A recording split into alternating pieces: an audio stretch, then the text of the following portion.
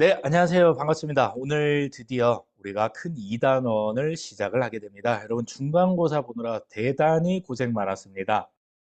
자, 이제 교과서 4개 단원 중에 하나가 끝났고요. 이제 2단원, 근대 국민국가 수립운동. 시기적으로는 1863년부터 1910년, 즉, 고종이 즉위했던 해부터 일제강점기 직전까지 그 시기를 한번 살펴보겠습니다. 참고로 이 시기를 우리가 개화기라고 부르기도 합니다. 총 12개 주제로 우리가 살펴보게 될 것이고, 자, 여러분들 기말고사 범위라고 생각을 하면 되겠습니다. 그중에 오늘 첫 번째 주제인 주제 16, 흥선대원군에 대해서 한번 알아보겠습니다. 자, 여러분, 흥선대원군은 어떤 사람입니까? 왕일까요? 아닐까요? 네, 왕은 아닙니다. 왕의 아빠였어요. 그러면 어느 왕의 아빠였는가? 바로 고종의 아빠였다라는 얘기예요. 그런데 왜 고종이 있는데 우리는 고종 말고 흥선대원군을 배우느냐? 바로 고종이 즉위했을 때 나이가 너무 어렸던 거예요. 10살밖에 안 돼서 너무 어리다. 그래서 고종의 아빠인 흥선대원군이 약 10년 동안 대신 정치를 하게 됩니다. 우리는 그 시기를 살펴보게 되는 거고요.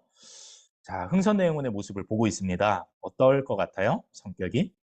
굉장히 음, 단호하고 또 추진력 있을 것 같이 생겼죠. 자, 오늘 내용을 한번 살펴보면서 한번 이미지를 떠올려 보세요.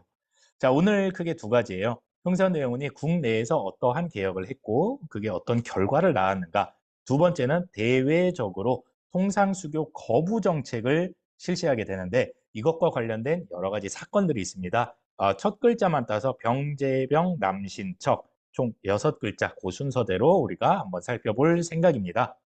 자, 19세기 우리 1단원의 마지막에 배웠던 그 시기를 한번 떠올려 보면 되겠습니다. 조선 후기에 해당이 되겠죠. 어떤 일이 있었습니까? 그렇죠. 일부 외척 가문들, 소수 가문이 권력을 독점하는 세도 정치. 자, 그리고 그로 인해서 왕권은 땅에 떨어졌다. 왕이 거의 뭐 허수아비 같은 존재였다. 이런 얘기 했었고요.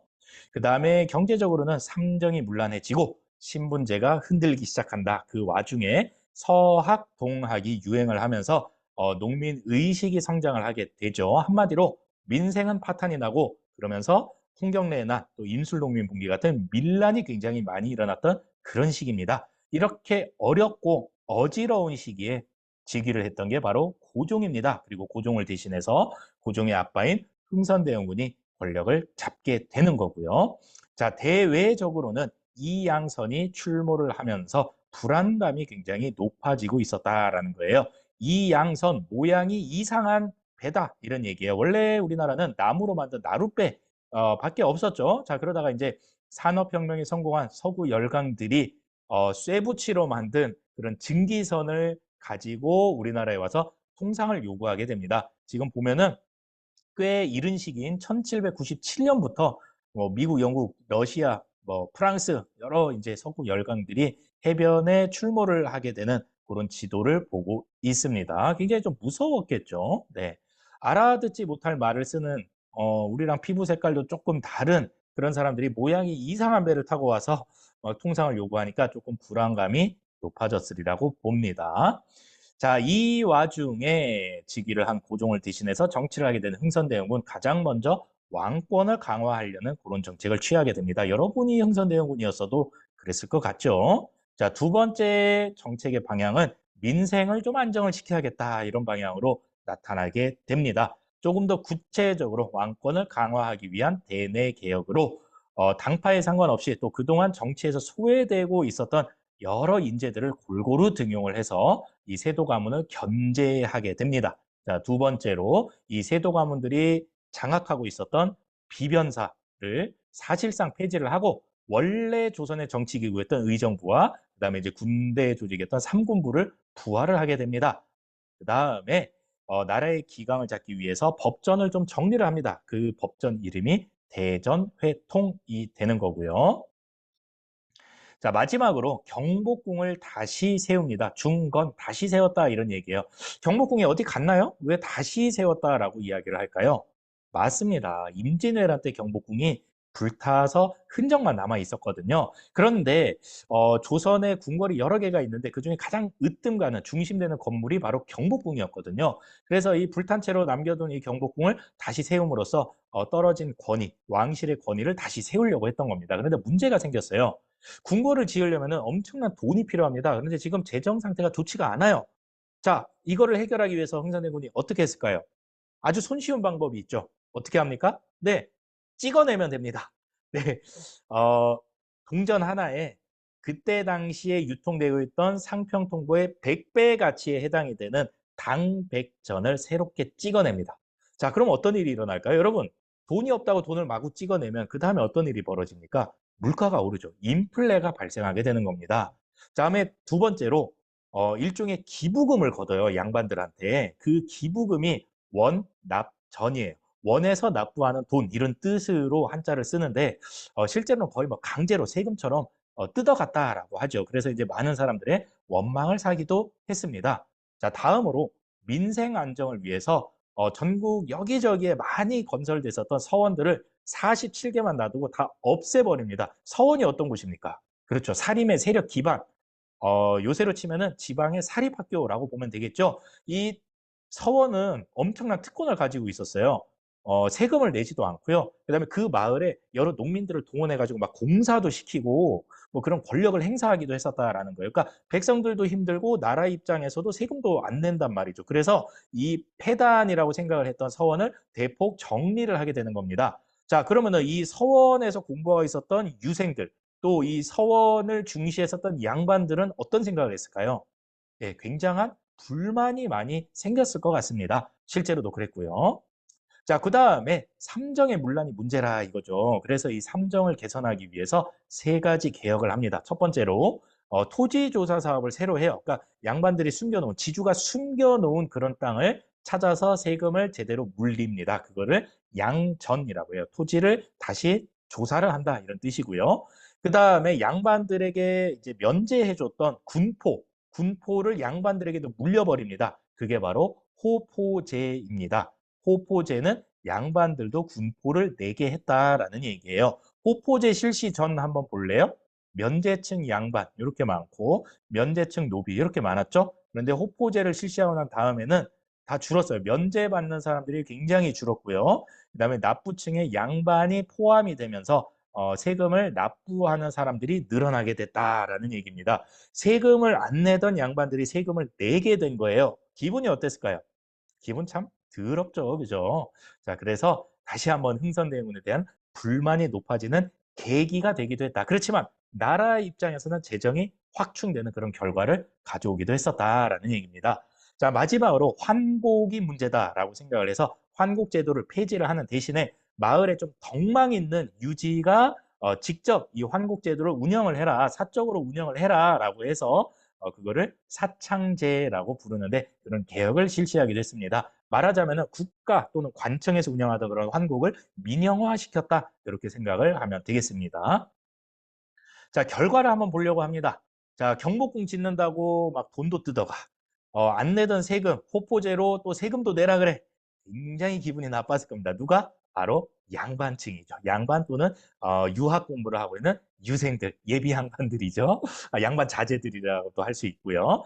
굉장히 불만이 많이 생기면서 흥선대원의 굳건한 지지층이었거든요. 그런데 흥선대원으로부터 등을 돌리게 되는 그런 계기가 되기도 합니다. 자, 여기까지 국내에서 흥선대원이 하려고 했었던 그런 개혁들을 우리가 한번 살펴봤고요. 자, 이번에는 대외적으로 국외 대외적으로 통상수교 거부 정책과 관련된 일련의 사건들을 한번 살펴보겠습니다. 밑에 연표를 가져왔어요. 자, 1866년, 68년, 71년 주요 사건들이 있었던 그런 해입니다. 자, 먼저 지도를 한번 보겠습니다. 지금 보면은 우리나라 북쪽에 원래 중국 청나라가 있었어요. 자, 그런데 1860년에 베이징 조약을 체결하게 되면서 러시아가 중국으로부터, 그러니까 청나라죠.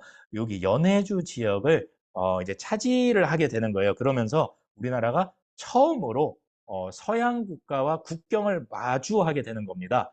뭔가 피부 색깔도 우리랑 다르고 생김새 자체가 다르잖아요. 러시아 사람들은. 그래서 굉장히 좀 견제를 하고 있는 그런 상황이었습니다. 자, 처음부터 흥선대원군이 이렇게 통상수교 거부 정책을 취했던 건 아니에요. 흥선대원군의 전략은 뭐였냐면 이때 당시에 우리나라에 많이 들어와 있었던 프랑스 선교사를 이용해 가지고 이 러시아를 좀 견제하려고 했던 거예요. 그래서 이 프랑스 선교사들한테 부탁을 하죠. 야, 니네 나라 돌아가 가지고 이 러시아 좀 견제할 수 있게 좀 도움을 좀 내 말을 좀 전해다오. 요렇게 이제 부탁을 했는데 프랑스 선교사들은 우리는 정치에는 관여하지 않습니다 하고 이 결국은 이 흥선대원군의 교섭이 이루어지지 않아 버려요. 마침 그때 국내에서 양반들이 이 천주교 뭐냐 이거 탄압해라 탄압해라 이제 흥선대원군한테 요구를 하게 되는 거예요. 안 그래도 흥선대원군은 지금 막 아까 원납정 거뒀죠. 호포제로 양반들의 지지가 막 떠나가고 있는 그런 상황이었잖아요. 그런 상황에서 이제 양반들의 뭔가 청을 또 하나 들어줄 필요도 있었던 거예요. 그래서 기왕 이렇게 프랑스의 도움을 받는 게 물 건너 갔고 양반들이 요구를 하니 이제 천주교를 대대적으로 탄압을 하게 됩니다. 그 사건이 바로 1866년도에 일어났던 병인박해입니다. 1866년이 병인년이에요. 병인년. 자, 그래서 프랑스 선교사도 많이 죽고요. 우리나라 천주교 신자들도 엄청나게 많이 죽게 됩니다. 저기 서울 합정동 쪽에 가면은 그 성지가 하나 있어요. 성지, 절두산 성지라고. 절두산, 머리 두자고요. 절, 자르다, 절자죠. 머리를 잘랐던 산입니다. 한강이 피로 물들었다라는 그런 썰이 있을 정도로 그 이제 잠두봉이라는 그 약간 산인데요. 거기서 이제 많은 사람들을 처형을 했습니다. 자, 이 병인박해가 있었고요. 자, 그 비슷한 시기 잠시 뒤에 미국의 상선인 제너럴 셔먼호라는 배가 평양에 와가지고 막 통상을 요구하면서 행패를 부리는 거예요. 그래가지고 이 평양 군민들이 힘을 합쳐가지고 이 제너럴 셔먼호를 불태워서 이 제너럴 셔먼호를 침몰을 시켜버리는 사건이 일어납니다. 그 사건이 바로 제너럴 셔먼호 사건입니다. 자, 이 소식이 아직 미국에는 전해지지 않았어요. 이 소식이 만약에 미국에 전해지면 미국이 가만히 있을까요? 그렇지 않을 것 같죠? 잠시 뒤에 살펴보게 될 겁니다.